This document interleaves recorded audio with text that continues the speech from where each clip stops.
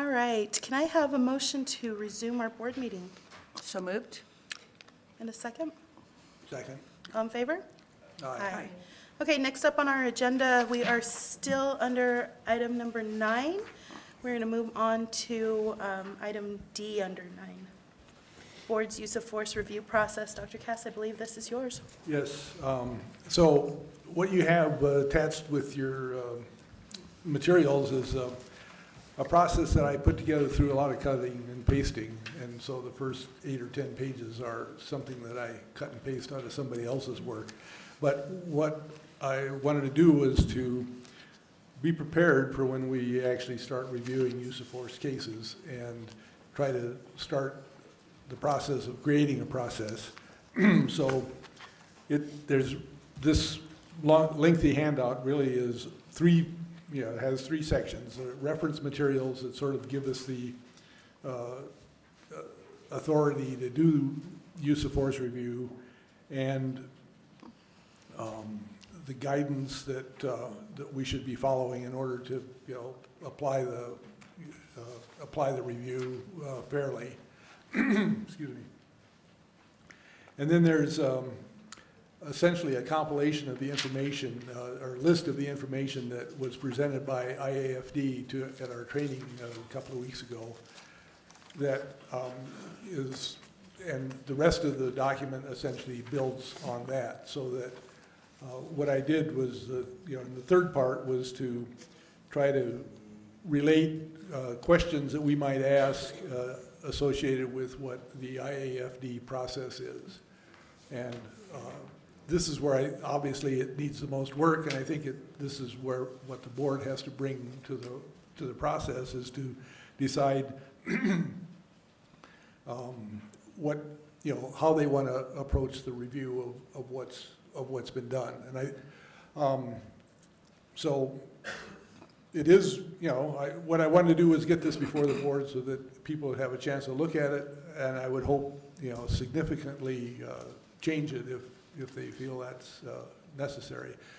I didn't want to dictate any kind of process, but I did want to get it started, so I think it's, so you can, take it from here. So that's all I really have to say about it. I think we can expect cases pretty soon. We keep hearing it from various quarters. So I'm open to questions. One other thing I'd like to mention is in here I think I mentioned that I thought it would be good to attend one of the Force Review Board meetings, just so we have a sense of how they conduct their process as well, because that's the other part of the review that we're going to get along with the IAFD reviews that they put together. So Director Harness, can you speak to that, whether that's a possibility? Chair Galloway, Board Member Dr. Cass, I did bring it up with the legal advisor for Force Review Board, and she said that she would discuss it with the command and then get back to me on that matter, that issue of having a board member attend as an audience member for Force Review Board. So I don't have a definitive answer for you as yet. Okay, thank you. So that's all I have. I don't want to I just wanted to present this so that we had a chance to look at it and start, thinking more about it. And if there's any questions, I'll be happy to answer. Yes. I think it's more of a question for Director Harness. So we were told that there are now cases being presented to the board, or can you clarify what's going on with that link that you were sent? Chair Galloway, Member Olivas, yes, I received the link today, and I believe it contains 2 cases, 2 serious use of force cases. And so my understanding is that the link is active for 90 days, but we don't necessarily have a timeline, or can you enlighten me on what? Chair Galloway and Member Olivas, yes, this is one of the reasons why the process was designed in this manner so that the board is not constricted by any timelines as it relates to the review of these cases. So you have the time that you need to consider them. There is no expiration as a matter of course for you to review the case.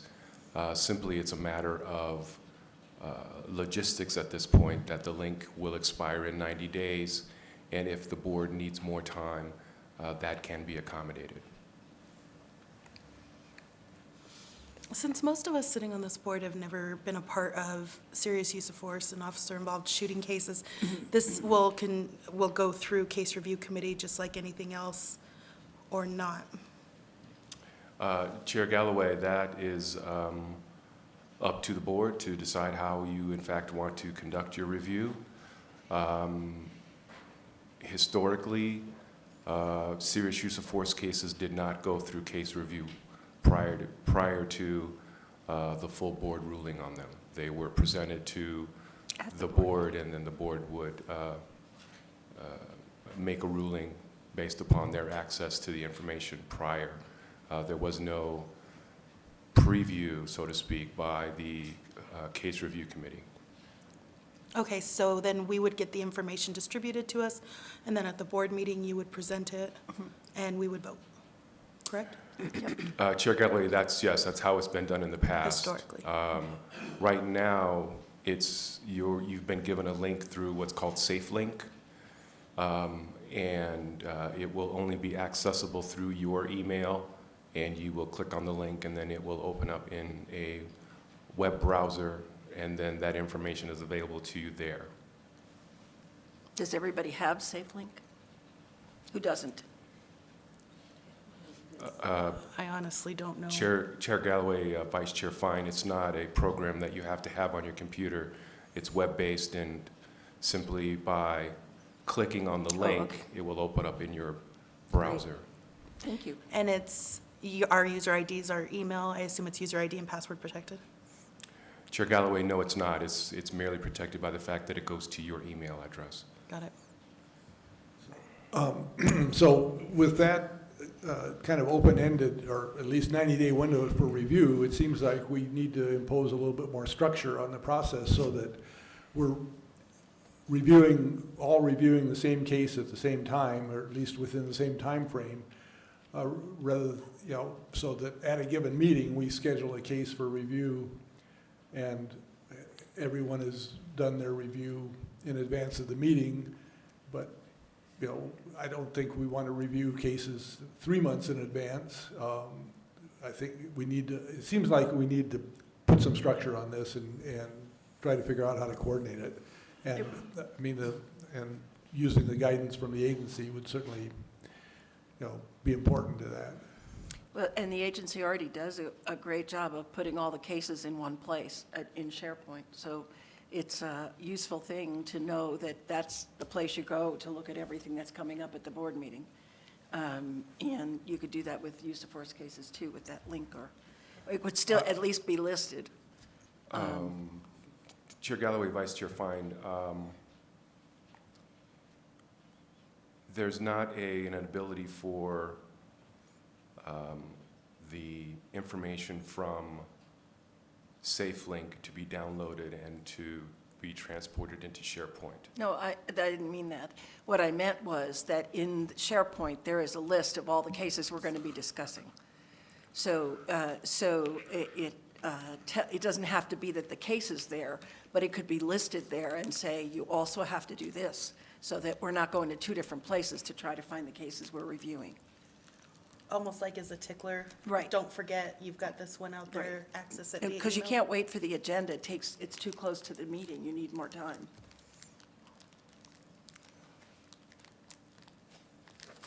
Chair Galloway, Vice Chair Fine, might I suggest that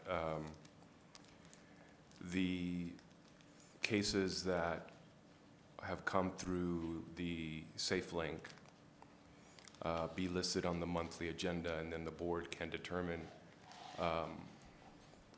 which cases, the number that they want to review for the next meeting, so that there's a full 30 days for the board to have voted on case A, and so everyone on the board knows case A is coming up next month for review. So we can list, as we did previously, when I would get an officer-involved shooting case or a serious use of force file, I would inform the board that I have this file by listing it on the agenda. So we could, Well, I we would could leave do it to that. you we to could do that, and decide how to then do it. the board can say, yes, we want to see these 2 cases, or we want to see these 3 cases, and then the board can know that these 3 cases will be on March's agenda for decision. As long as it's more than just the agenda is 72 hours out and the board meeting's happening in 72 hours. That isn't enough time, but if it's for the future months, it's fine. I don't really care how you figure out how to do it. It just needs to give us enough time to actually get to it and give it the service it requires. So the other thing about 90 days and officer-involved shooting cases is that are we detached from the 90 days of, or 120 days of recommending discipline? How is that affected by this 90 days, you can do it whenever you want thing? Chair Galloway, Vice Chair Fine, those rules aren't applicable for this review because these are not disciplinary reviews. These are reviews of use of force. These are investigations of force. If there is what is identified as a deficiency or a policy violation within that use of force investigation, a separate internal affairs investigation is commenced. And that's when we'd get those. That's a separate investigation. There is no investigation that takes place on behalf of the CPOA or the board that would trigger a 90-day time limit. But that's confusing. Isn't that confusing to you? Do you understand that? This is just simply a different category of case from what has been reviewed. Yeah, but in the ordinance, Primarily. it says we will review serious use of force and officer-involved shootings. So how is that not connected to use of force? Chair Galloway, Vice Chair Fine, that's correct. You are reviewing use of force cases. The 90-day or 120-day time limit only involves an investigation in which there would be discipline attached. There would be no discipline attached to your review of a force case unless the board determined that there was a deficiency, and then therefore an internal affairs investigation would have to commence. And so in the past, we were tied to the APOA contract that said we had to get the discipline lined up in a certain time period. Are you saying that time period no longer exists?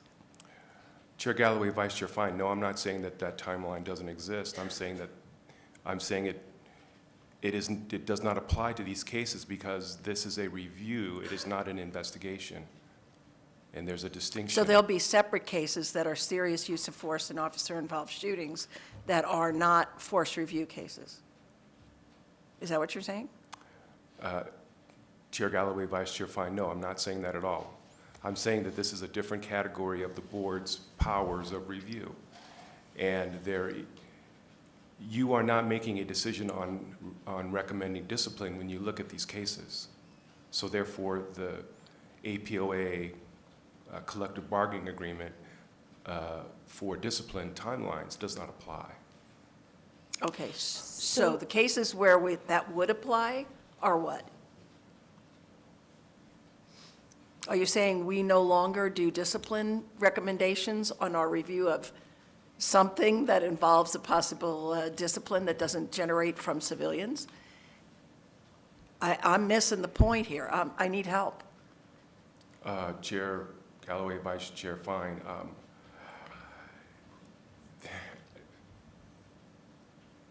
I'm not sure exactly how else to explain it.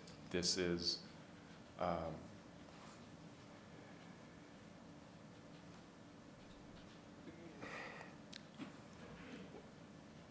in the context of what you're reviewing, you are reviewing what is being presented to the Force Review Board. And that is the findings of a use of force case. Should the board decide that they don't agree with those findings, they have in the past made a recommendation that a new internal affairs investigation commence. That would require it to be done in 90 days.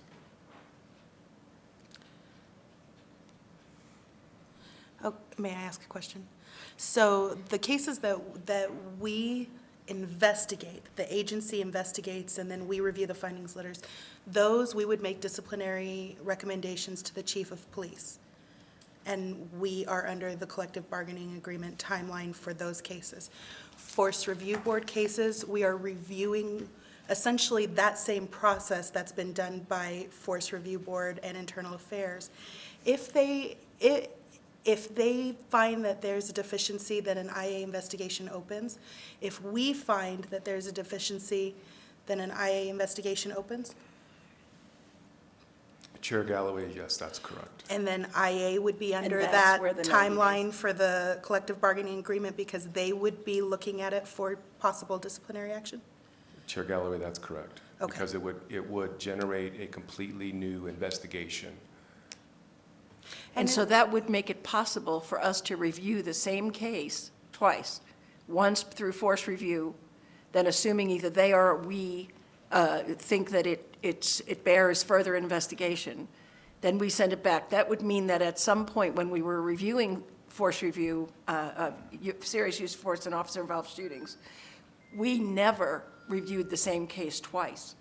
So what's different now? You're saying that, are you saying, in the ordinance, it says we will review every serious use of force and every officer-involved shooting. So I feel like we're not in that same place now, and something changed. I'm worried about the authority of the board being changed without us being clear about it. It wouldn't be exactly the It same wouldn't. case, right? It would be a component of that case. Chair Galloway, Vice Chair Fine, that's correct. So, as an example, at the Force Review Board today, there was a use of force case where there was found to be a deficiency in a policy violation. That policy violation commenced a separate investigation by Internal Affairs into an allegation that a portion of this use of force was not recorded when it should have been. So the second review or the second case, you would not review the entire use of force again. You would simply look at whether or not it was a violation of policy that it wasn't recorded. And that generates a separate case number and becomes a separate case distinct And then it comes amongst back itself. to us again. Yes, if in fact you're the ones that requested that investigation to commence, yes. What if we aren't the ones? What if force review discovers it on their own and creates the things? Are you saying, in that case, then there would be use of force investigations that were generated by the police department based on Force Review Board that we didn't get to see? Chair Galloway, Vice Chair Fine, perhaps if it's not, if it's a low level, if it's a low level violation such as not recording, that wouldn't necessarily come back to you as a serious use of force case. You've reviewed the entire serious use of force and you have determined that the use of force was within policy. However, within that case, there was a policy violation for not recording.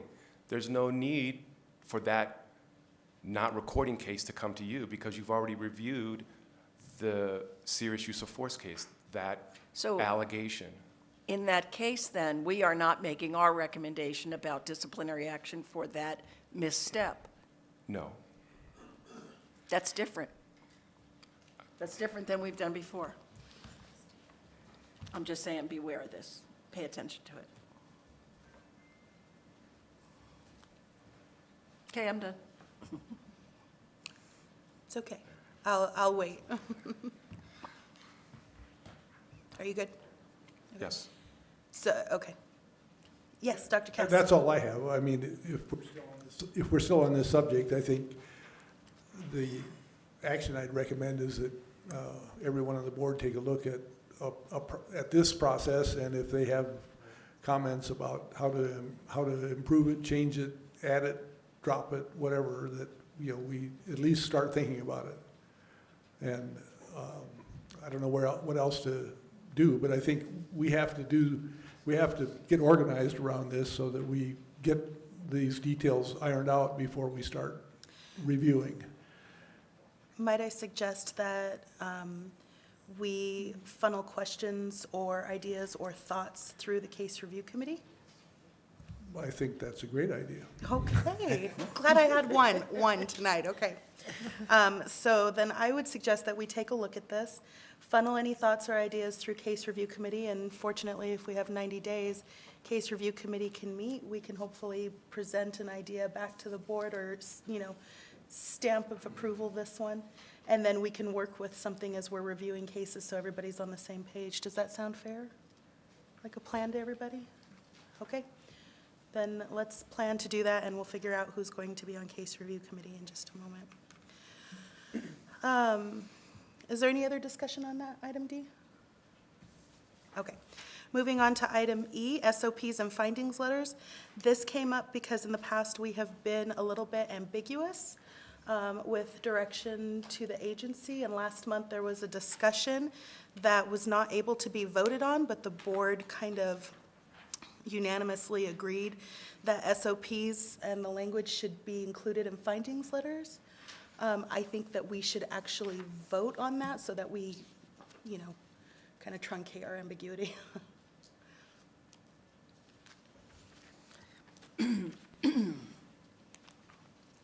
So if people are open to it, I'd like to move that all finding letters issued to complainants include the relevant policy or policy numbers, as well as the text from those, the SOPs, the wording included in them. And if there are no relevant policies, or if a preliminary investigation determines a case can be administratively closed without a review of relevant SOPs, then information be included in the findings letters. Second. Any discussion on this?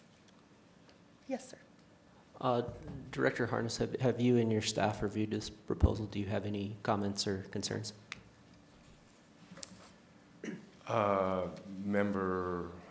Chair Galloway and Member Olivas, no, I haven't reviewed the proposal because this is the first time that I'm hearing the exact language.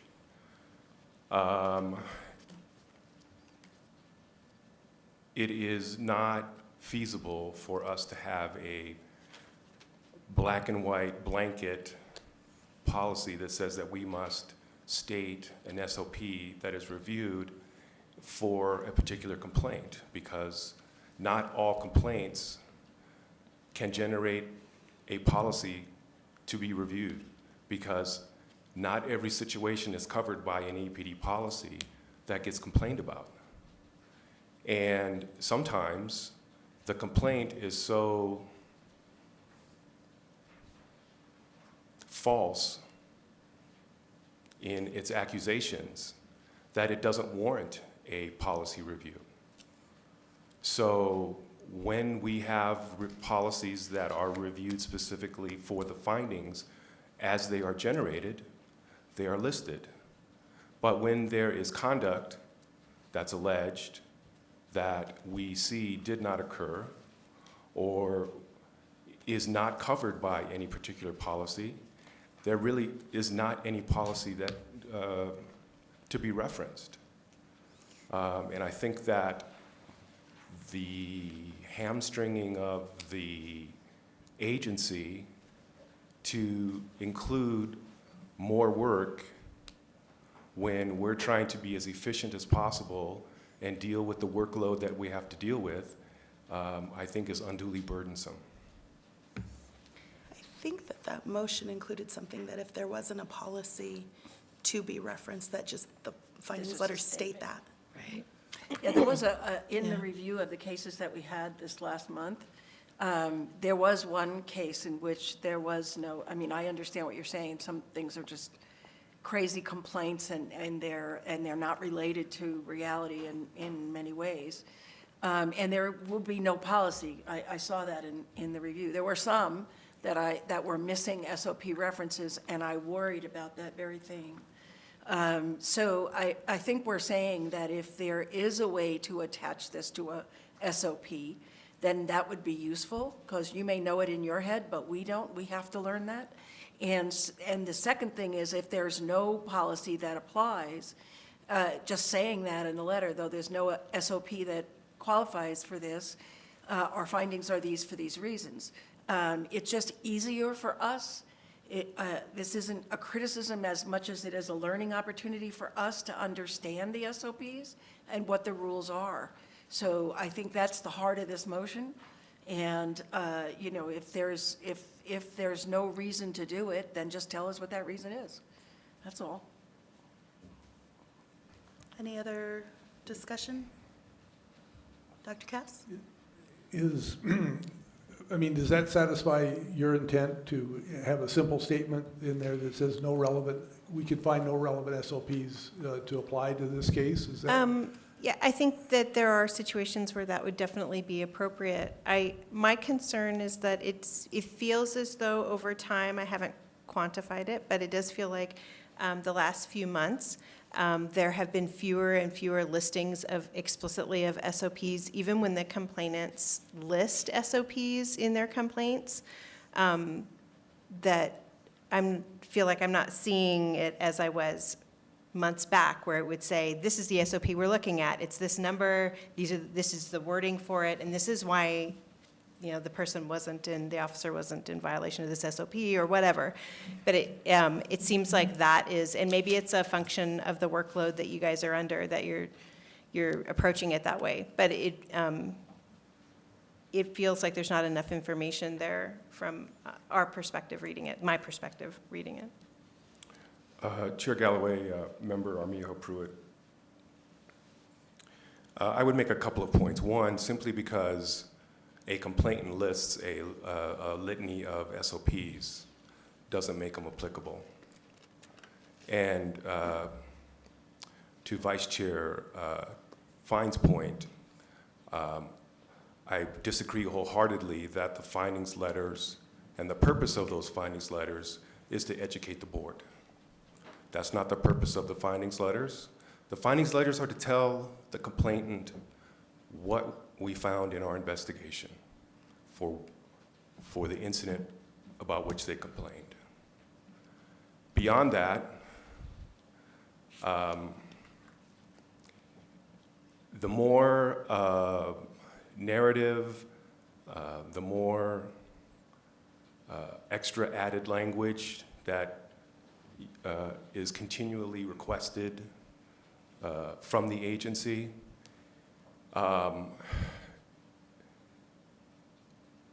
doesn't further the process for the agency or the complainant, in my opinion. I would make a statement that it is not just the board that's being educated, but the community is being educated as well.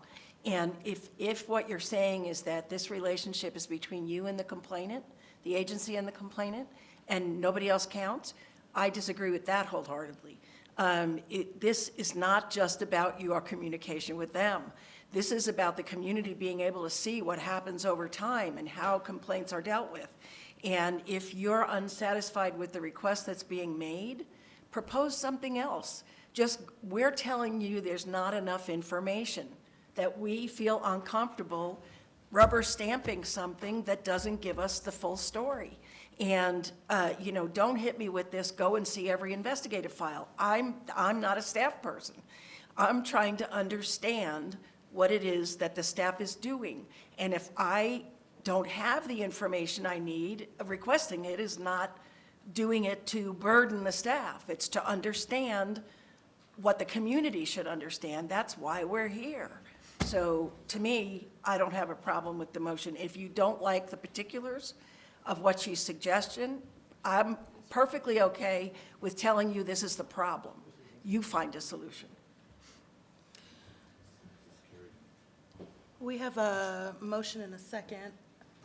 I don't currently feel comfortable supporting this. I think I understand where the intent of this is to add some consistency or some level of standardization, I guess would be a better word maybe, to these findings letters. And I can see where myself and other members of the board might find that useful. But I think that we've got to do this in a way that works with staff and works with the agency to really study the problem, get their input. They're ultimately the ones that write these letters and come up with a holistic solution to this that maybe solves other problems at the same time. Because I know that, you know, we have other members that have seen other issues that they would like changed. And I would, first of all, like to not see us micromanage this so explicitly in each instance where we find something we don't like. And I think that we can probably do a better job of this if we consult with the agency, consult with the staff, study the problem, and actually find something that everybody agrees on works with us, because I think we need to involve the investigators and the staff and see what they think. So I'm not comfortable supporting it in its current form. I move we table this, and in the interim between now and the next meeting, meet with the, maybe our member Armijo Pruitt could meet with the agency and work out some of the details. That would be my motion. Well, yeah. Yeah. There's already a motion on the You floor. have, you have two motions. Then my motion is to table, which, you know, we can vote on, which requires a 2/3 vote. Member Armijo Pruitt, what would you like to do? Would you like to hold off and have a, I'm fine. I'm fine removing it until we can have a discussion. My problem is that I can't take off of work to go and schedule a meeting to meet with Director Harness or the rest of the agency about it. It's something I brought up in the last meeting as well, and so I think there's an understanding that there's a concern here. So, I mean, I think if Director Harness or his investigators would like to suggest something that feels appropriate for their workload that is, still gets at the concern here, I'm absolutely open to that. Chair Galloway, Member Armijo Pruitt, I think that a couple of points. I think it's clearly illustrated that the staff is available after 4:30. And if you want to make time and call and ask us for the time, we accommodate that, and we would accommodate that. But just from a practical standpoint, where the board is having problems with the letters, the public is not. The public is not knocking down the doors, appealing these findings letters, saying that there's not enough information here for me to be satisfied for my decisions. How many appeals do you get for the hundreds of cases that have run through this body over the last 4 years? noted? I think the case review committee can probably work with the agency to come up with a solution that is acceptable to everybody. We've got that on our to-do list anyway. So we'll take a look at that. We'll table this for now, perhaps bring it up in February, perhaps I think we not. need a second and a, you know, we need to deal with it. Second. So we Right. withdrew that one and we're voting Yeah, I on mean, I yours, think right, to table? as I understand it, once a motion to table is made, then that has to be voted on. That's what I'm saying. We're Okay. voting on your motion, right? And I second Okay, both. all right. Okay. So, Any more discussion around that? All in favor? Aye. aye. Any opposed? Okay. Excuse me. Next item on our agenda is the confirmation that the December 12th, 2019 closed session to discuss the appeal of CPC 13218 was held pursuant to New Mexico Statute 1978, Section 10-15-1H3, and that nothing other than that appeal was discussed during that closed session. I'm not entirely sure how to handle this, but my gut says just like a verbal confirmation from those who were present is sufficient. So that would be Member Waits. Is that accurate, that statement accurate? Member Cass? Yes. Yes. Member Fine? Yes. Member Armijo Pruitt? Yes. Okay. All right. Next item on the agenda is subcommittee appointments. We are experiencing a shortage of board members, and while we have hope that we have 2, possibly 3 coming on in the next month, until that happens, we can't count on that. So I have assigned members to committees, and for the most part, there shouldn't be a whole lot of change, but just so that we go through it. Personnel Committee, Eric and Bill, I'm going to have the 2 of you do that, and I'm going to step off of personnel, and I'm going to volunteer Doug for the time being. Should he be appointed to this board by City Council, then he will become a member of the Personnel Committee as well, get some fresh faces in there. Policy and Procedure, Dr. Cass, I'm leaving you there, and I assume you will remain chair of that committee. Eric, I am leaving you there as well. Tara has expressed an interest in joining that committee, and Catherine expressed an interest in joining that committee. Until we have more appointed board members, Catherine, if you participate, you're not actually a member of the committee yet, okay? You're going as a member of the public. But it might be good just to hear what's going on so that you're in the loop when you are full-fledged member. Case Review Committee, Tara, I'm leaving you on that. I'm going to join Case Review Committee. Catherine, you expressed an interest in that one as well, I believe. And Leonard, because you have the history, and we're going to need you. And then Outreach, Doug, I've got you on that as well, and myself and Leonard. Okay? So we have a couple of committees that are going to need to kind of powwow and figure out times. I think that's going to be Outreach and Personnel. And so if you guys can manage that among your committee, and then let Katrina know so that we can get notice out. She And- said case review. I'm sorry, in Case Review, I did not, but Outreach, Case Review, and Personnel need to establish times and meeting dates, okay? And let's try and do that. Let's try and do that by midweek next week, so be looking for emails back and forth for one another. It's simply not about business, just scheduling a time. Oh, wait, maybe we can't do that. Yes, Director Harness? Chair Galloway, until there are new appointees to the board, unless you want to have a quorum and do public notices for subcommittees, there can only be 2 participants. Okay, so that takes care of Case Review and PMP. And just those 2. No, Personnel is just Eric and Bill right now that are actually members of the board. I thought we were looking the other way. Yeah.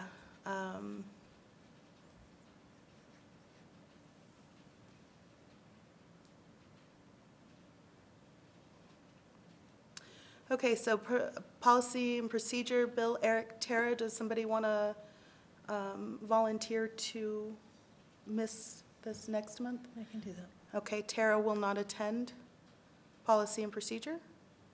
And then Case Review, Tara, Chantel, Leonard, volunteer not to participate in that one. Leonard will not participate in Case Review for this month. Does that satisfy that? Chair Galloway, it does, so long as that the communications leading up to discussions about the subcommittee also don't include that quorum of board members, or else those would be subject to an OMA issue. Even if it's not business-related, just meeting time scheduling?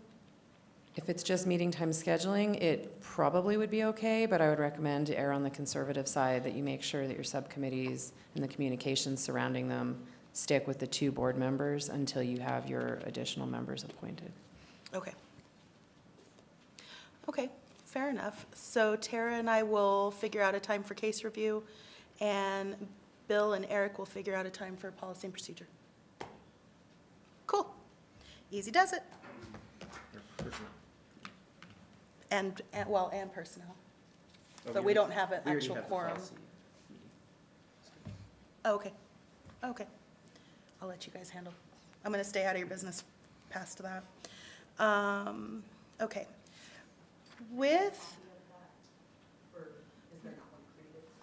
I'll give it to you. I'll email it to you right now, actually. With member Fine's time on the board being complete, it is going to leave a vacancy for the vice chair. We have an option to leave that vacant, or we can appoint somebody in the interim. I make a motion that we leave that vacancy. Okay, do we have a second? Second. Okay, any discussion? No? Okay.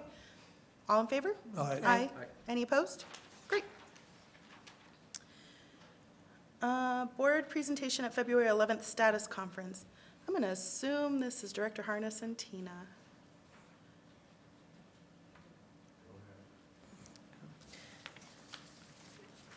Chair Galloway and Honorable Board, the report from the city has told you that we have a public hearing that has been set by the court on February 11th at 9 a.m. We have received communication regarding the party's intent and timeline for stakeholders to present information to the court and as part of that public hearing process.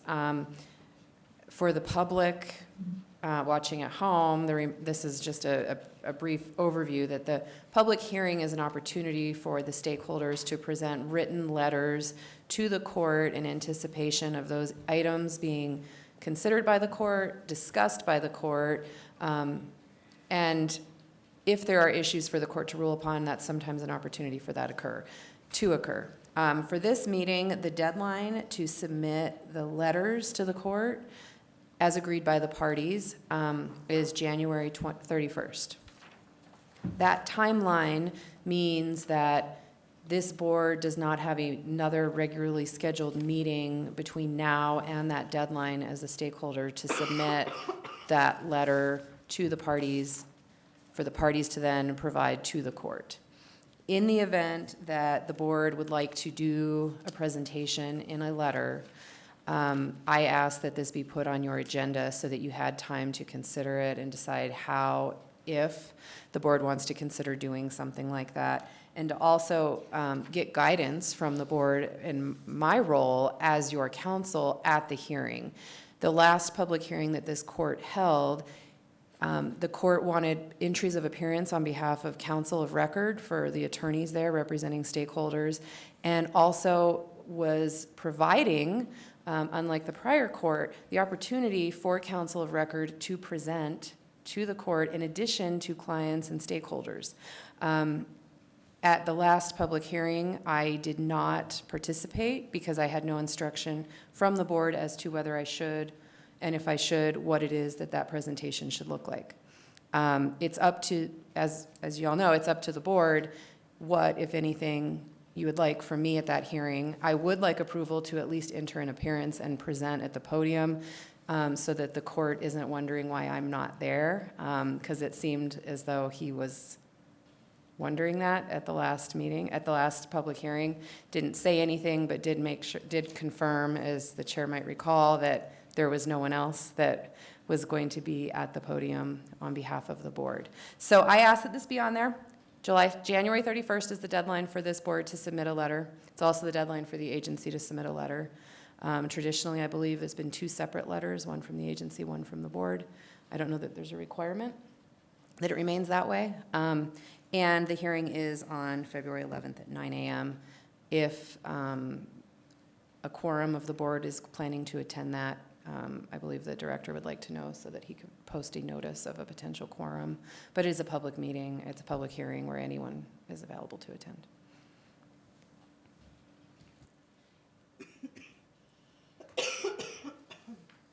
Is that the appropriate venue to discuss the snafu with IMR 10? I don't want to inadvertently waive privilege, so I'm going to leave that right there and let you kind of say what is appropriate and not appropriate so that the board members can decide if they want to Thank discuss you. that with the court. Chair Galloway, honorable board, the issues that you've brought to the court in the past have been anything from the renewal of the executive director's contract to the unfilled board positions to budget issues or questions or concerns and various other things. And one of the items that the board may want to consider bringing to the court's attention, or at least talking with the parties to the CASA about, is the fact that the IMR process, as currently in place, effectively cuts the board out of the discussion process because of this board's OMA obligations. And what I mean by that is that the IMR process comes from the monitor team to the parties and stakeholders of the CASA. And that draft report is, by agreement of the parties and the understanding and requirement of the monitor, a non-public document. And the process is in place to allow the stakeholders and the parties to review the IMRs and help guide the monitor team if there is something that the stakeholders or the parties believe is inaccurate or fails to take into account the entire situation. If it may be that there is a item that they missed in an investigation, for instance, or whatever it may be. It's a robust process from the monitor's perspective to make sure that that report in its final form has been looked at by the stakeholders, that they didn't miss anything inadvertently, and that everyone has an opportunity to help them get to a final product. It's akin to what the state auditor does here when it goes in and looks at agencies. There's an express exemption under the Open Meetings Act and IPRA for that process where it fosters a collaborative and open discussion among the parties in those audits to ensure that the final product is as thorough and accurate as possible. In this instance, you, the board, are the only stakeholder subject to the OMA under this process, whereby the other entities, the APD and the city, otherwise would be, but because they are in a pending lawsuit where they are a party, they have exemptions that they are entitled to claim that you as a stakeholder for the board cannot. And so the board is in a situation where when these draft IMRs come out, it's difficult in that the agency doesn't provide you copies. You go to the city attorney's office to look at it, but you're not taking copies because we don't want to inadvertently make this non-public record a public record before it's published. And that means that if you, as the board, want to have a robust discussion or provide input in the draft process, right now, there's no effective way for the board to act as a whole to ensure that happens. There is no way for you to meet and have that robust discussion and come to a decision on behalf of the board without unnecessarily or necessarily subjecting that draft report to being a public record before the parties have agreed to. And the concern on that is, one, the parties have agreed it's not a public record, and we are at they're nice enough to share it with us, and we don't want to run afoul of that, and we do not want to do something that makes it so that you don't even get to see it at all. And you're not required by any means to get that copy. And so we are in a position where I would like the board to consider how it wants to proceed, if at all, in working with the city and Department of Justice and the other stakeholders affected or impacted by this to try to reach a proposal or a resolution to present to the court for consideration on this particular issue. It should, in my mind, be a collaborative process among the parties to the lawsuit in an attempt to get to the point where this can happen with everyone complying with the OMA and yet also in fostering the open discussion and dialogue that those draft reports could. Dr. Cass? I think you started to answer my question at the end of your performance. And yeah, my question was, what's the path forward other than just presenting this to the court? It seems to me if if we have had a discussion with APD and DOJ beforehand, that with their support, that would be, better considered by the court at that time. But I don't know what sort of action would you expect would occur by bringing this to the attention of the court on February 11th without having any other chance for discussion. Chair Galloway and member Dr. Cass, I don't know, and I don't know what the proposal would be that would even come to the court, but I do think flagging it as an item that is out there for the court to be aware of would be possibly helpful. I also would say that the upcoming January 22nd possibly scheduled meeting that was discussed earlier in our meeting might be an opportunity for the board to talk about that or broach the subject a bit more, but I wanted it on this agenda item because we do have this letter submission deadline of January 31st, but also because it's important that the entire board be aware of this item and know that one of the things that the board may want to do is work with those stakeholders and parties. So let me ask you this. Is there a mechanism, a tool that can be used legally that the DOJ and the city, in concert with us, would hopefully present to the court? What does that? What carves out that exception in the OMA that would allow us this opportunity to review the draft IMRs? Chair Galloway, and if I haven't mentioned IPRA, I should, because this is both an IPRA item as well as an OMA item, and both statutes have different exceptions and exemptions. The exception or exemption that possibly could be considered, and I have not spoken in detail with any of the other parties at all, is the as otherwise provided by law exception in IPRA, and also in OMA there is it, or under other law. And it could be that a court order satisfies that. I'm not sure what the other parties would think, but I would like direction or approval of some sort, if this is something the board's inclined to want to look into further, to reach out to the other lawyers and work on this, or at least see what the ideas are so that I can come to this board with some proposals or some ideas about it. But I didn't want to start on that path without guidance from the board. Yes, please. From a historical perspective, we have made presentations in the past at these hearings. Many of the things we changed to, in terms of our powers and our ability, our access, were things that resulted from the judge knowing that there was a problem. We had, for example, at one point, 52 letters that were outstanding that were owed to us by the chief. This is not this chief, but the former chief. And we had not gotten any of them. And the ones that later came were partial answers to our questions rather than meeting the requirements. So telling the judge that was very important and very helpful to us to earn some of the privileges and access that we now have. So I'm just telling you that from a historical perspective. I realize that the drafts of the IMR were available to us at one point. We lost that privilege because somebody on the board leaked information or made it available to somebody else. There may be some way of doing that so that the parties who want us not to be able to do that, as they should, would be able to get their needs met as well as our needs met.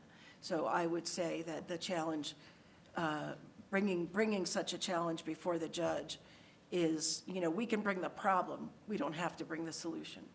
And we may, but we don't have to. So it's just my historical insert for your edification. Chair. Yes, please. I move that we authorize our council to contact the stakeholders involved, the city and the DOJ, and whoever she identifies as the appropriate stakeholder to have a discussion about this proposal, with the idea that at least the discussion be presented at the court hearing, that we've embarked on this process, and we're just notifying the court that this is the direction we're taking. So I think this would be an appropriate use of counsel. So that's, my motion is to authorize counsel to contact the appropriate stakeholders with the idea of presenting this proposal to the court. I second your motion. Any discussion? Yes, sir. Well, the first item, I guess, would be a question for Director Harness. So we did have the ability to view IMR 10, if I'm not mistaken. Did any board members utilize that privilege to come to your office and look at it? Chair Galloway, Member Olivas, yes. A majority. Okay. So this... I might want to just add, one of the reasons that this issue changed is that there was an order from Judge Brack, which when you look at the settlement agreement, the CASA, I believe it's paragraph 355, says essentially that none of the documents within this case are public record, and that the monitor is not a public entity. However, Judge Brack, prior to his departure from the case, issued an order which stated that that paragraph did not supersede IPRA.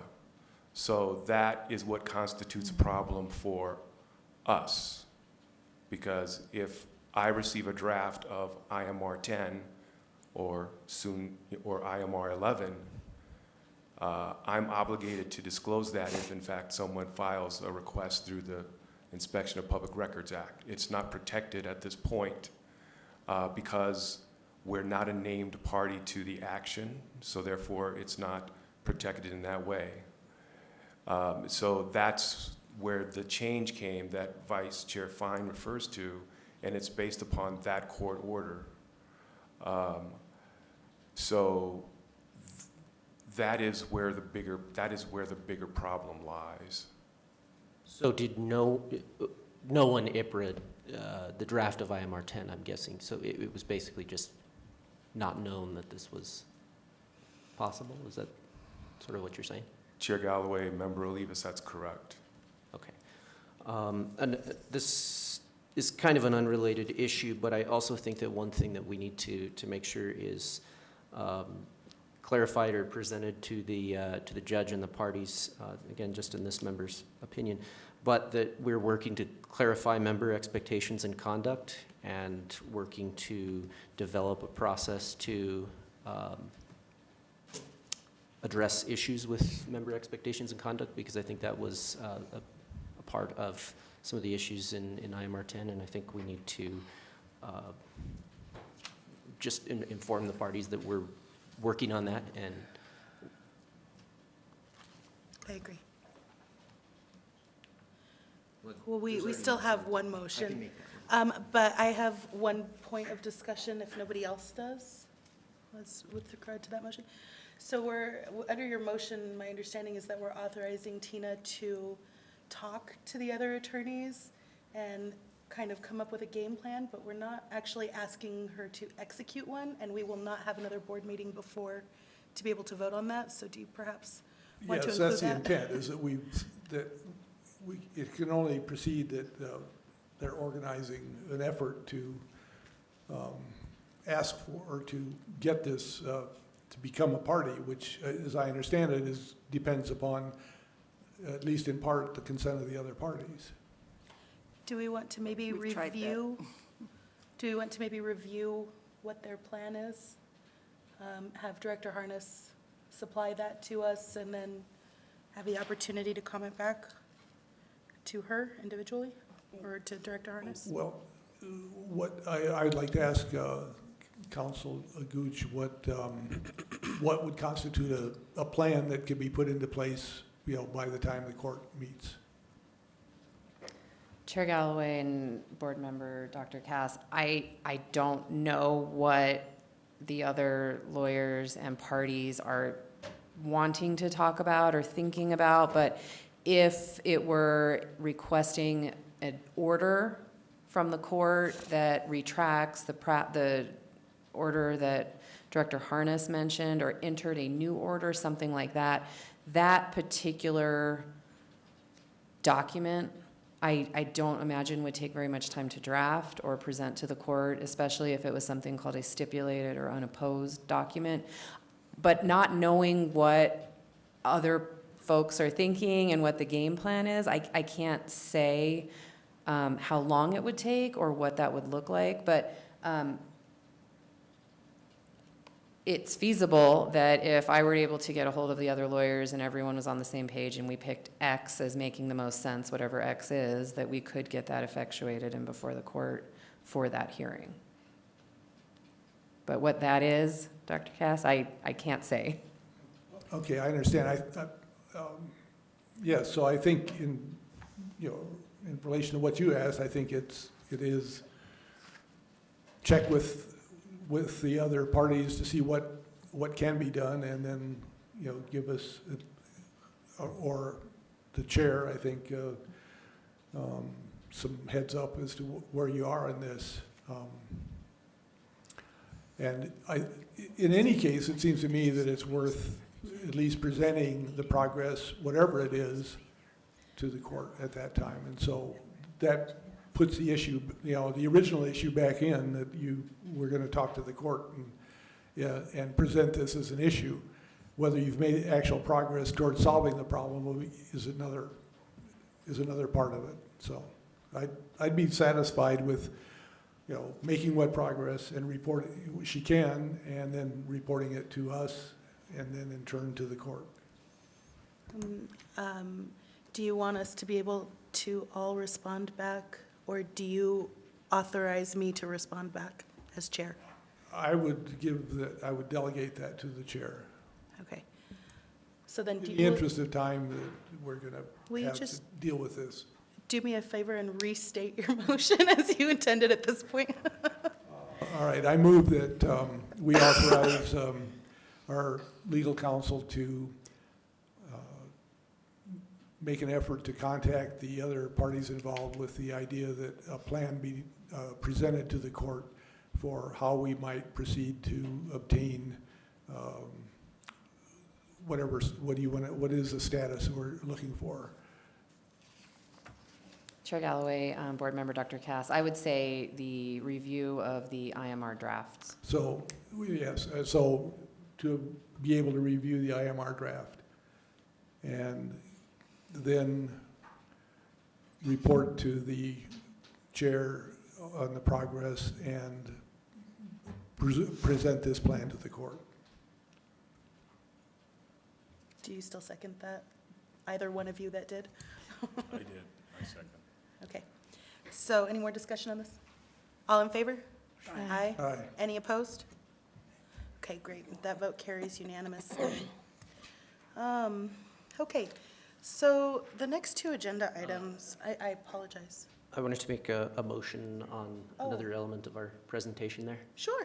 So I would make a motion that our council or presenters simply inform the court that through the Policies and Procedures Subcommittee, the board is working on clarifying member expectations and conduct, and working to further develop a process to enforce member expectations and conduct.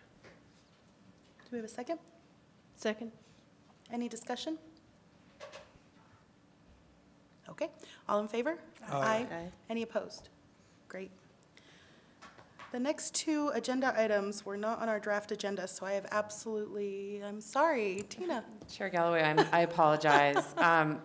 The only outstanding question that I still have on this item is if the board would like to submit a letter to the court by the January 31st deadline that hits on or discusses any of these items or anything else that the board would like to include in a letter. I'm not sure if that was heard and decided by not having a vote that there's no letter that wanted to be submitted, or if it just got lost in the discussion that I took way off of line. Well, in all candor, I lost it, so. Do we want to authorize the letter to be drafted to the court? I would imagine its contents would be our issues with IMR 10, and just kind of a heads up. I don't think I can.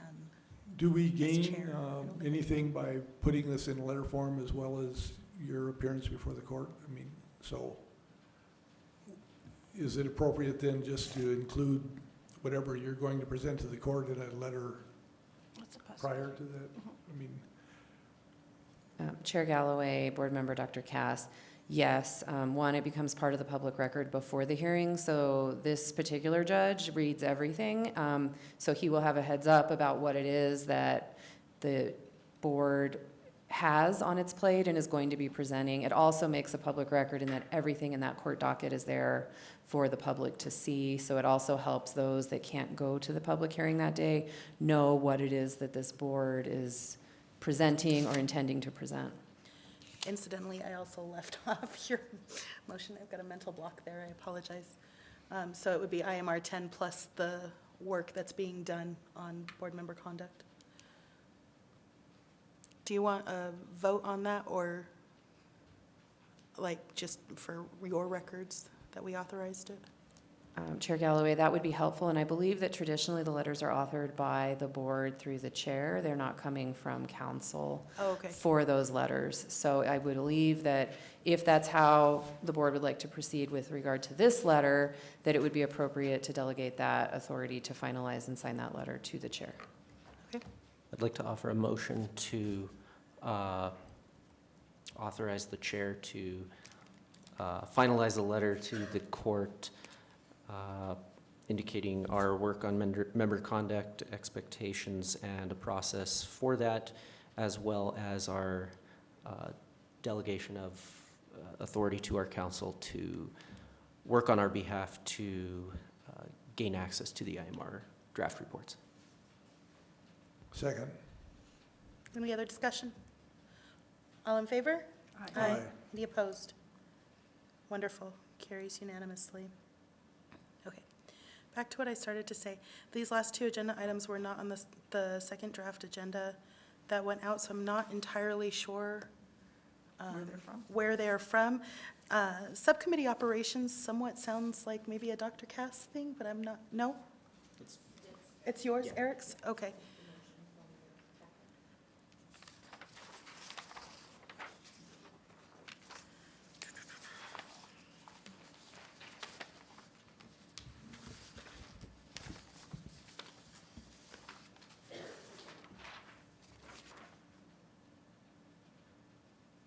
Yeah? I have the two legal ones. Oh, okay. I see it, I apologize. Okay, so, Member Olivas. So on subcommittee operations, I think this is a fairly, to me anyway, it's a fairly mundane amendment, but just in noting some of the ways that our subcommittees operate, I think it could be helpful to give this as a clarification to our subcommittees so that there's some standardization. To me, it's about respecting the time of individual members that show up to these meetings. I feel that it's good policy and it's prudent and respectful of everyone that meetings be called to order at the time that they're scheduled and announced on the agenda unless a quorum isn't present. And further, this motion also clarifies that a subcommittee meeting shall be automatically canceled if a quorum isn't present within, in this case, I'm suggesting a 10-minute window of the announced time of the meeting. So to state my motion, insert the following into board procedures. All subcommittee meetings shall be called to order at the time scheduled on the announced agenda unless a quorum is not present. A subcommittee meeting shall be automatically canceled if a quorum is not present within 10 minutes of the announced time of the meeting. I second that. And I'd also like to offer an amendment to, a friendly amendment, to just change the word canceled to adjourned. And then that's consistent with Robert's Rules language.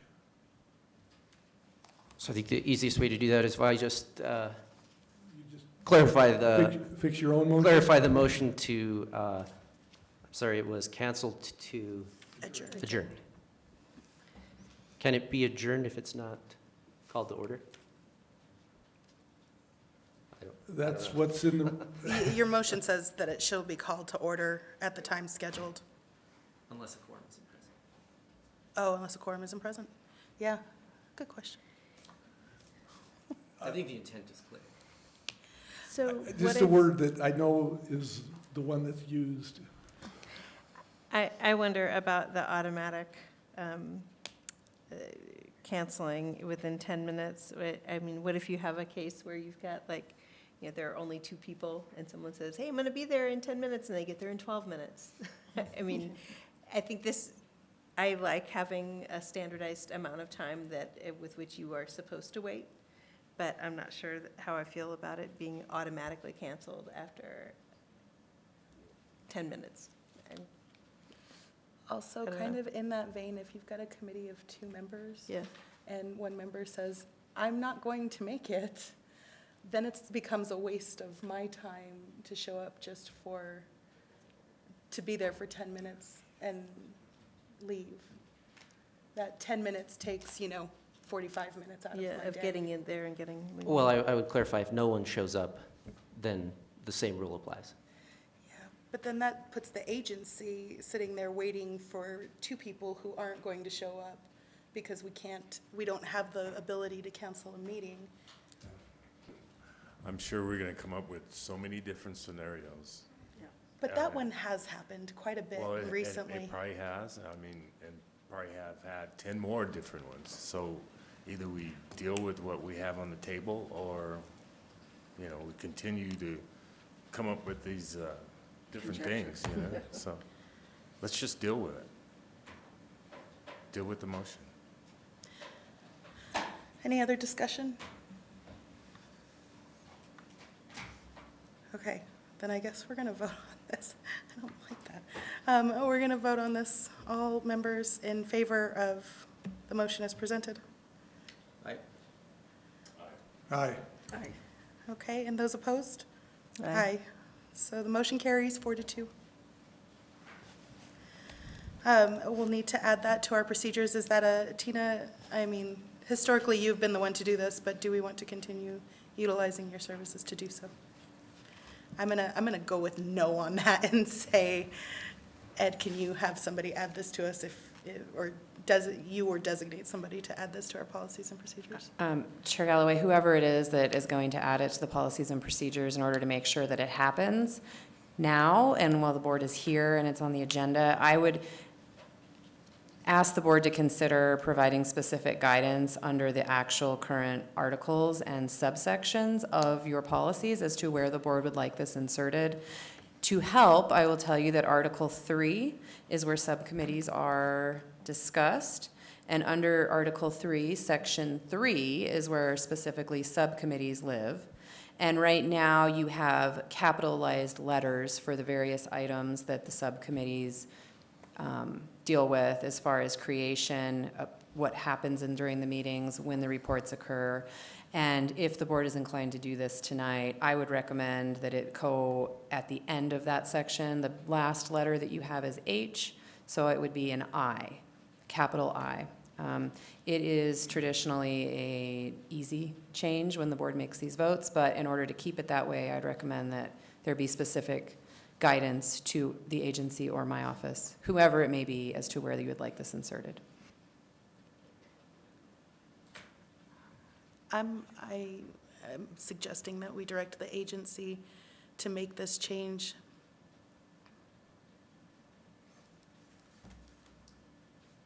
Yeah, I think it's clear where it goes. We can take another vote on exactly where it's supposed to go if we want. I suppose for clarity's sake, as at the suggestion of council, that would be placed as item H, is that correct? Aye. I, I'm sorry. Item I in Article 3, Section 3. Second. Any discussion? Okay. All in favor? Aye. Aye. Aye. Any opposed? Great. All right. So then I'm going to use my powers of deduction to say item K on our agenda, 9K, is also yours. Yes. Go for it.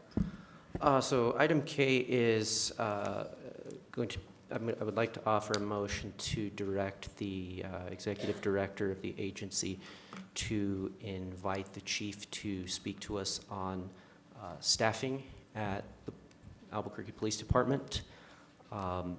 In my experience on the board here, I've become somewhat interested, if not lightly concerned about how staffing is allocated within the department. You know, we kind of know some of the top line numbers that get reported to us as far as how many recruits, how many people are in the academy, how many in lateral academies, that sort of thing. But specifically, I think in my interest and through what I've gleaned from speakers that have come before the board, I think it would be prudent of the board to hear from the chief specifically on how we're allocating resources between different areas of the department. Specifically interesting to me would be differences between areas like the Compliance Bureau and other areas in such as homicides, gangs, narcotics, crimes against children units. And then also in my time in this process, whether it's been in the CPCs and now here at the Oversight Board, there's been a significant amount of turnover, particularly at the command levels, not talking about field officers, that sort of thing, but where commanders seem to be changing quite rapidly. So I would like to offer a motion to ask to direct the executive director to author and send an invitation on behalf of the board to invite the chief of police to speak before the board during the regularly scheduled March meeting. The general intent of this invitation is to request a report from the chief on department staffing practices and turnover. Specifically, it is the interest of the board to understand the high turnover rate among senior level staff, commander and above. The board also requests the chief discuss staffing differentials between different areas of the department, specifically the Compliance Bureau versus those in other areas, including but not limited to homicides, gangs, narcotics, and crimes against children unit. We have a motion on the floor. Do we have a second? Second. Any discussion on this motion? This has actually come up in my real-world experience, so I think it's very, very timely, and I appreciate it. There being no other discussion, all in favor? Aye. Any opposed? Aye. Okay.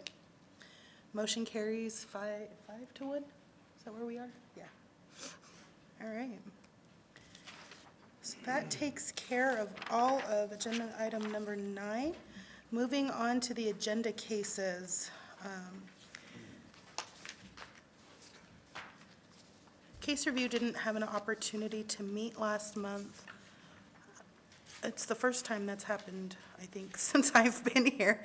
Since I've been here. There are questions that I know I submitted to Director Harness.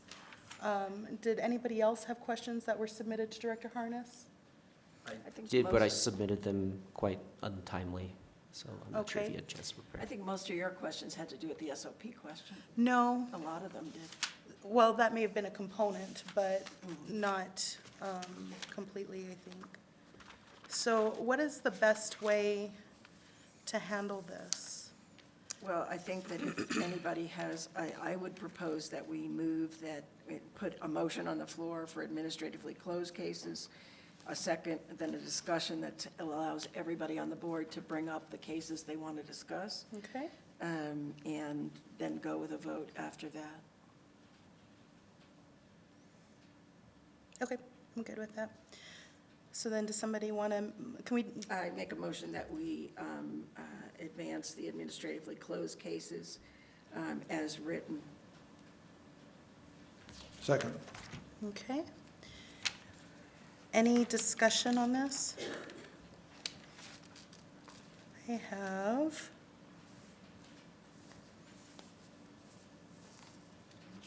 2, 3, I have 3 cases on administratively closed that I had questions about, and I provided those questions to you. So, I will tell you, it's 19619, 23419, 24919. Those are 19619. So you have questions about that as well? Yes. Okay. Anybody else have questions about any cases that are not those 3? Okay. I'm sorry, Chair Galloway, what was the other administratively closed case? 19619, Right, 234? 23419, 24919. Nope, nope, nope, nope, 23919, apologies. Not 249, 239.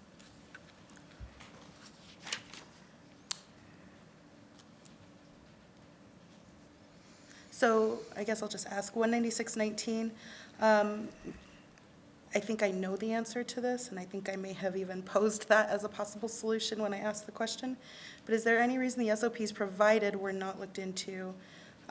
From the information that we had available to us, it seems to ask about possible violations rather than specifics, and I understand not, just trying to throw darts and not having a target, but is that why?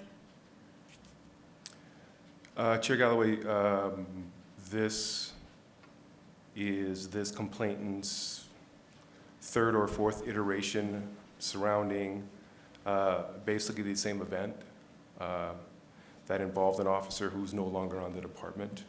Okay. And his original complaint that I did not open an investigation because there was already an internal affairs investigation ongoing, along with the second allegation, which he listed in his complaint, which there was also an internal affairs investigation ongoing. Simply because the complainant throws in some allegations of policy violations doesn't mean they're true. In this case, his complaint was contradicted by the information which he presented, which was a media report. And on 2 separate occasions, when asked if in fact the complainant had firsthand information to offer regarding the complaint, he stated that he did not by email, and then when offered a chance to be interviewed, he refused to be interviewed. So the case is administratively closed. There's no need to go into those policies because there's no information on which to review those policies. Fair enough. Did you want to, yeah, please. Just to jump in on that one. So I think I have a clear understanding of why the complaint didn't move forward, and I think that makes a good deal of sense. I guess my question is just more on the process of sort of, does the agency do anything to follow up on IA investigations? So a complaint or something is referred to IA. Do we go back and look at that in any way, or is it just out of our hands at that point? Chair Galloway, Member Olivas, if in fact we open a complaint, a case, a CPC, and there are criminal allegations, then that case is referred to Internal Affairs in accordance with paragraph 188 of the CASA. Within that paragraph, it also states that Internal Affairs will conduct the entire investigation, the criminal and the administrative. Once that investigation is closed, it is brought back to the agency for review to determine whether or not we concur that the investigation was full, fair, accurate, and reached the proper conclusion. Those don't ever come before the board, though, is Yes, my they do. understanding. Or they do? Okay. Chair Galloway, Member Olivas, yes, they do, and typically that would be a letter which states, which is a concurrence letter with an IA finding. These cases are more rare, so that's probably why you may not have seen one at this point, but the complainant is notified at the end as well. That only applies if we open the IA investigation. So if an IA investigation is already open, as I think you referred, in this case it was, then it doesn't come back through the agency or the board. It's just, Chair Galloway, member Olivas, no, there would not be a review process typically for an internal affairs investigation outside of internal affairs reporting obligations weekly on the status of investigations. So essentially, we are doing a quality assessment of the IA investigation that we refer to them. Does that make sense? Chair Galloway, next is 23419. Why was this case administratively closed rather than unfounded or exonerated? This was a case that the complainant stated that she was filing the complaint for a Murphy, spelled M-U-F-R-E-Y, but then also complained that there could have been an Officer Murphy, did not provide date or time, but we were able to locate when, in fact, this complainant had contact with the police department regarding a mental health detention. There was an Officer Murphy on scene. He was not involved in the detention of this particular complainant. There were 2 other officers unnamed, and therefore, that's why we administratively closed this case. Because of the unnamed officers. Chair Galloway, that's correct. My apologies, my mic was not on. Okay. I said 23919, 23819 had the same question, which is basically, these cases exceeded the 9-month timeframe in the ordinance. I know that you gave us an update a while back, but I don't know if these cases were included on that update. And I'm sorry, I just don't know. Chair Galloway, most likely, I mean, I don't know, to be honest with you, because that was a while ago. These are 2 cases that were taken over from the resigned investigator in our office that I believe I ended up concluding and doing the investigation, and simply the explanation is workload. Okay. All right, that's all I had for administratively closed cases, and nobody else has anything else? Okay, So there's a motion to. There's a motion to- Advance them as they are. and a second? Just super minor thing. 19619 has former member St. John listed on the letterhead.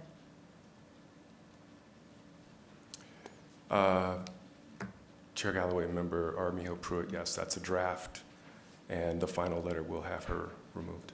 Thank you. So call the question. Okay, all in favor of moving these cases forward as presented, administratively closed, item A? Aye. Aye. Any opposed? Great, motion carries unanimously. Lester.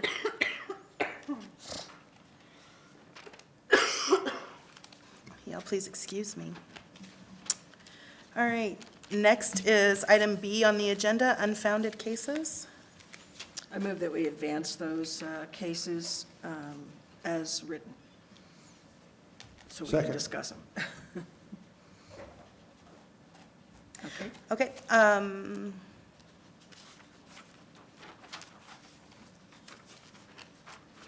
sorry. 2 seconds, okay. 20419, I have a question on. Anybody else have any questions? That one. Same question? Okay. Same case? No? 204, But you yes. do as well? Member Armijo Pruitt, do you want to start? Sure, I just wanted to clarify, I guess. I sent you, we've discussed this both at, I discussed it with you with my own questions, but also I think in the last meeting, the last board meeting. This was a case in which the complainant claims to have called the police to report an assault on herself.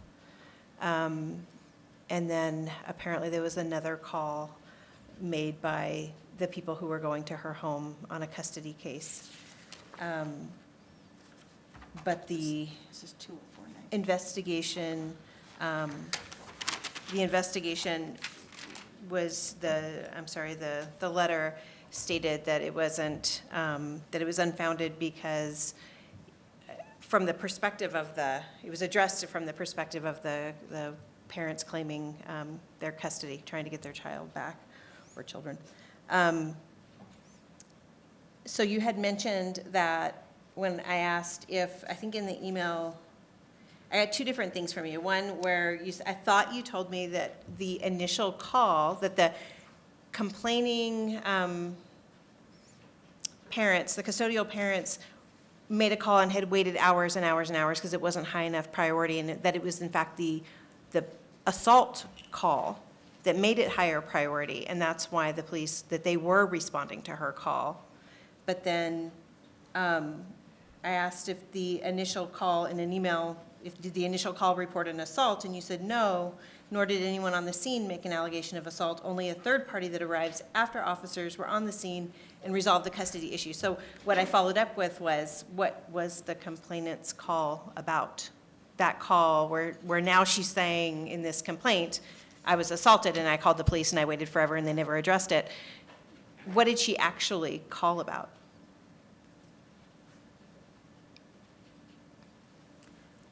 Chair Galloway, Member Armijo Pruitt, the CAD does not reference an assault. The CAD is it's one computer-aided dispatch which begins with the parents from Colorado wanting a domestic escort to pick up their children. The hours pass, and then there is a disturbance, and that there's yelling and that there's screaming going on, and that there's a disturbance. The call is not about an assault. The officers arrive on the scene, they speak with, and they approach the house where there is the disturbance, where there is the yelling, because there is yelling as they approach the home. They separate the parties, they interview all the parties, and there is no mention of an assault until after an hour or so of being on scene. The issue is resolved. The parents have their children. They're on their way back to Colorado, and then a third-party person comes and says that there was an assault. That person was not on the scene while the dispute was being resolved. No one made any assault allegations while the officers were there until the very end of the call when the parties had already departed. So there was no call for an assault. So that individual that lived in the home called the police and said what? Like, what was her claim to call the police? Like, what was she That there trying was to get them yelling to? and screaming, and that there was yelling and She was- screaming at the door. So she was reporting, she called and said, there's yelling and screaming at my door, I want you to come. Yes. Okay, thank you. So, okay, and that makes total sense. I completely understand why the case is unfounded. But I guess I'm unclear. I didn't catch any of that from this findings letter. The findings letter goes into the other elements of this case, rightfully so, I would imagine. But there's nothing that kind of says, when you called in, after a review of the 911 call, there is no request for assistance because anybody has been assaulted. That didn't come up. Can or should that be added in just to address the actual complainant's allegation? Chair Galloway, I believe the complainant's allegations are addressed at the end of the letter when the complainant is the one who approaches the officers and then is referenced as abruptly walking away. Okay.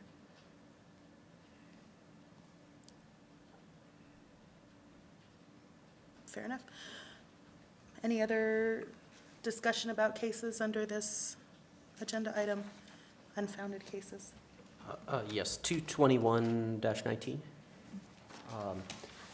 And I think this is probably just a basic policing question or misunderstanding on my part, but according to the narrative, and again, I didn't review the case file or the video or anything in this case, but why was a breathalyzer involved in this incident at all? It appeared that the individuals were on foot, and the narrative never indicates that anything occurred in the car. I'm just curious what the justification for that could be.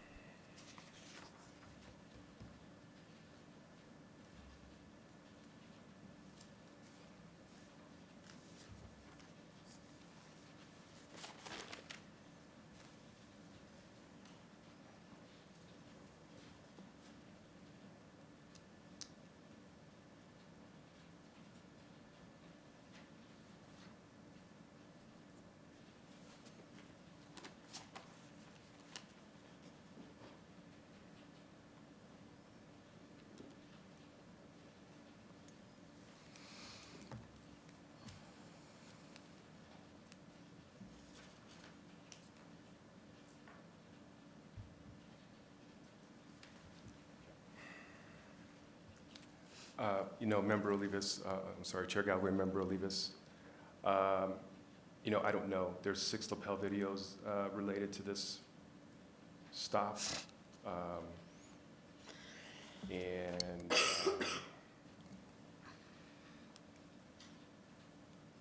I couldn't tell you right now specifically what caused the officer to do that, if in fact that happened.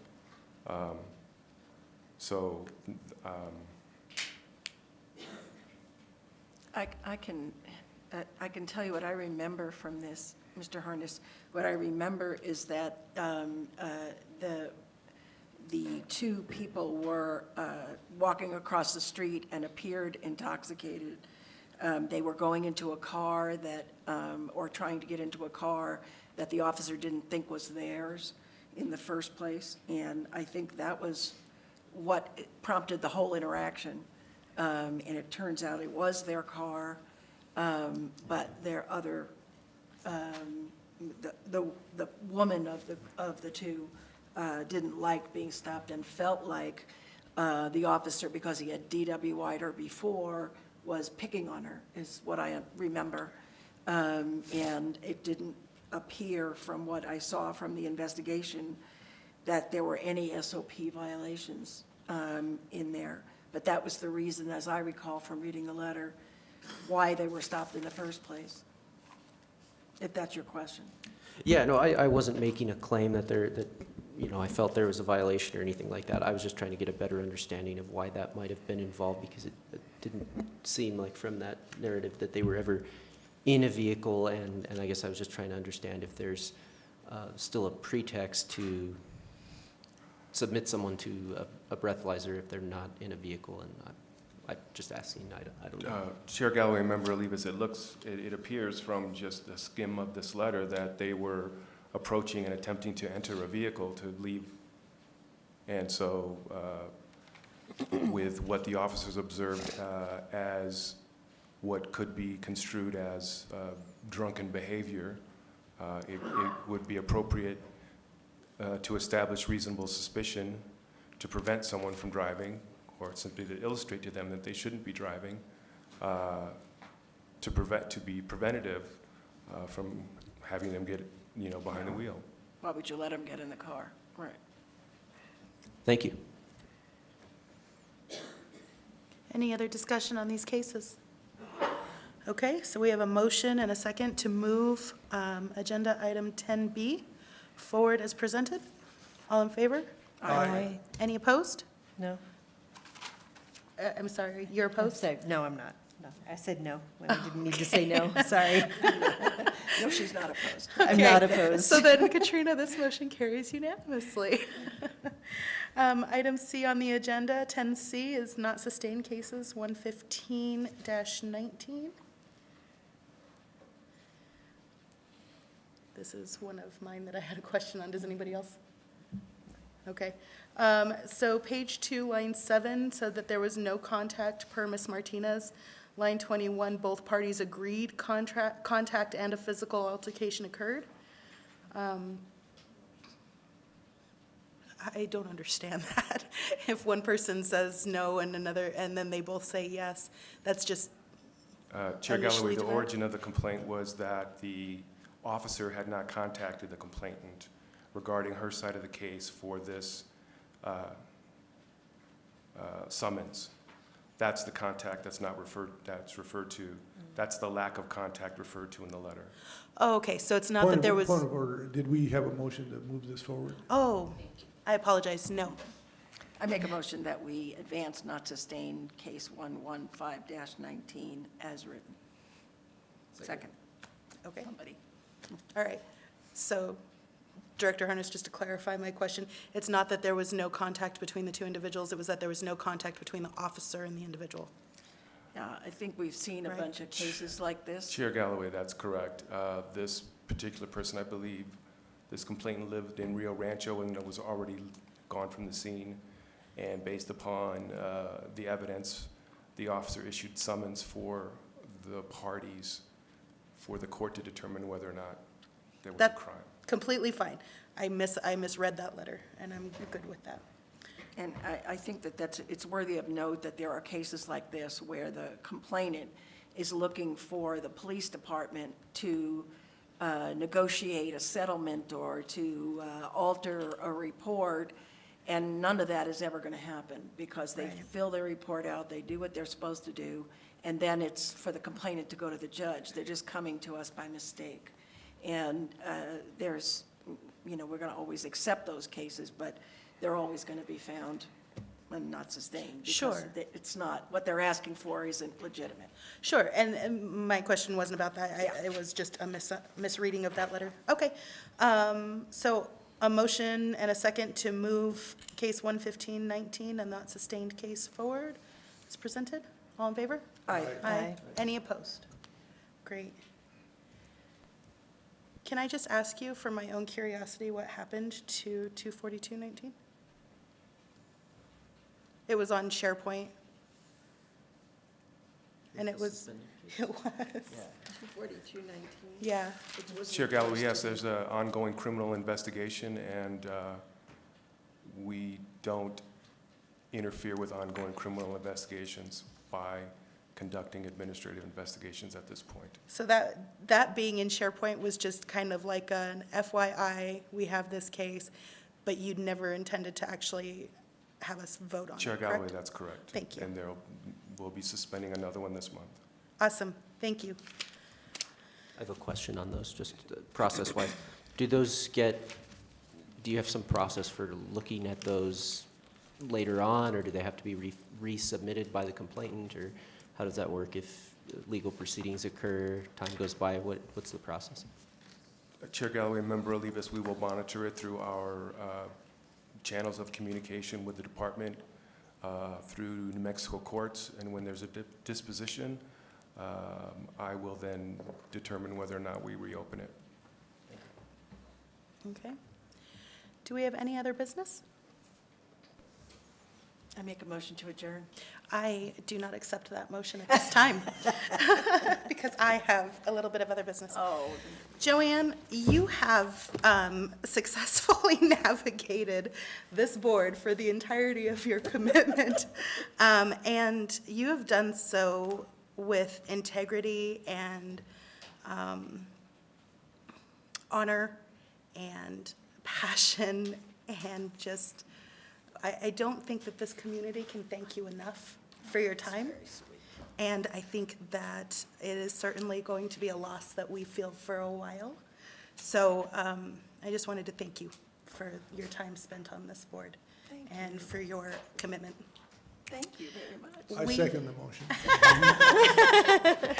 We asked the agency to go about finding you just a little token of our appreciation. So, Oh, my goodness. There Oh, you my goodness, that's beautiful. Look how pretty. and a big thank you to Ed and Katrina who made that happen miraculously, I might add. So thank you for your time, and I will accept a motion from you now to adjourn this board meeting, and from nobody else. I move that we adjourn. The Thank you second? very much. It's been an honor to serve on this board, and I put on a notice on Facebook telling all my friends, you should apply to be on this because it's really important. And so hopefully I'll keep bugging them and somebody will show up. But in the meantime, if there's anything I can do for y'all, please let me know. Thank you. Thank you for your time. Thank you. Very Okay. sweet of you. I agree. All right, this board meeting is adjourned.